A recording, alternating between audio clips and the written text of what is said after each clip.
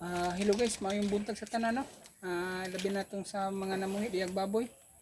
Mga anak inyong bigal para sama ani kung bigal karon ng anak, mig humag panganak ani ako ning patumaron og amok silbi og parabi nya kay wala na may baligya guys. Kuan ko pangita wala jud mga baligya diya sa tindahan. At least namoy mga ideya ha. Kini nilay gamita guys oh, Primoxil.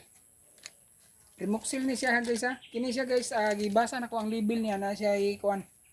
Nanay siya amoxicillin, ko siya paracetamol. Kana mo na pinaka-importante kay once kining anay manggudwa ta kabalo basig mahilantan sila at least nakatumar siya paracetamol. Then amoxicillin kanang nangasamad ang ilang tiyan-tiyan ni panganak, mo tay mo tambal. Mo na pinaka-importante guys, kini ra ipatumar. 28 pesos rin wala akong ga-promote ana yung product at least og namo baboy diha nga mga anak kuan di madapatan ni siya nga tambal. Para in case of emergency lang ba, pero kinahanglan gini siya paimnon. Nana gini siya guys ha. Primoxil.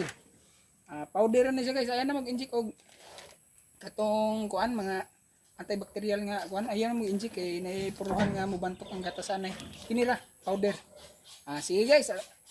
Mora na mahay nga udto sa tanan.